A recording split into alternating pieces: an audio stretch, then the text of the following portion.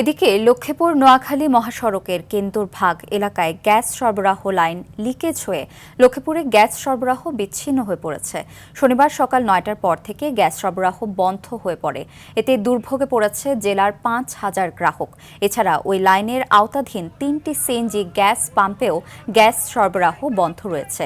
Gas pipe line মেরামত করে সরবরাহ স্বাভাবিক রাখতে সময় লাগতে পারে বলে জানিয়েছে জেলা Bakhrabad gas distribution company limited এর ব্যবস্থাপক।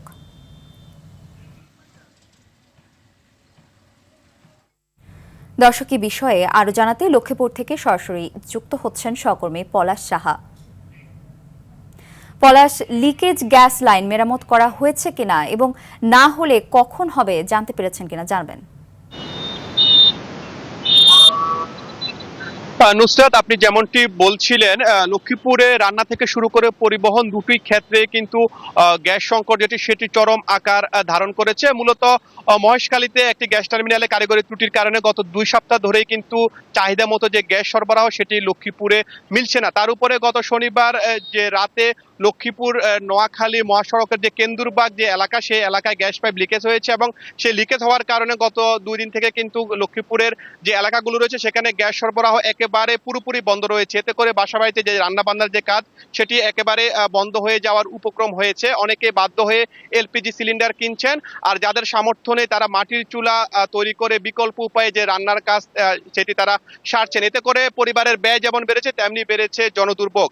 এছাড়াও গ্যাস পাম্পগুলোতে কিন্তু গ্যাস না থাকায় বিপাকে পড়েছে সিএনজি চালিত যে অটোরিকশা চালক, তারাও রয়েছে। ঘন্টার পর ঘন্টা তারা লাইনে দাঁড়িয়েও তাদের যে গ্যাস সেটি তারা পাচ্ছেন না। এতে করে তাদের যে দৈনন্দিন যে আয় সেটি কমেছে এবং অনেক জায়গায় তাদের গ্যাস সংকটের কারণে যে বাড়তি ভাড়া আদায়ের যে অভিযোগ সেটিও কিন্তু রয়েছে। এ বিষয়ে আমি বাখরাবাদ গ্যাস ডিস্ট্রিবিউশনের যিনি ব্যবস্থাপক রয়েছেন তার সাথে কথা বলছি। তিনি জানিয়েছেন যে আসলে লক্ষ্মীপুরে দৈনিক 2 মিলিয়ন ঘনফুট গ্যাসের চাহিদা রয়েছে, সেখানে পাওয়া যাচ্ছে মাত্র 20 থেকে 30,000 ঘনফুট।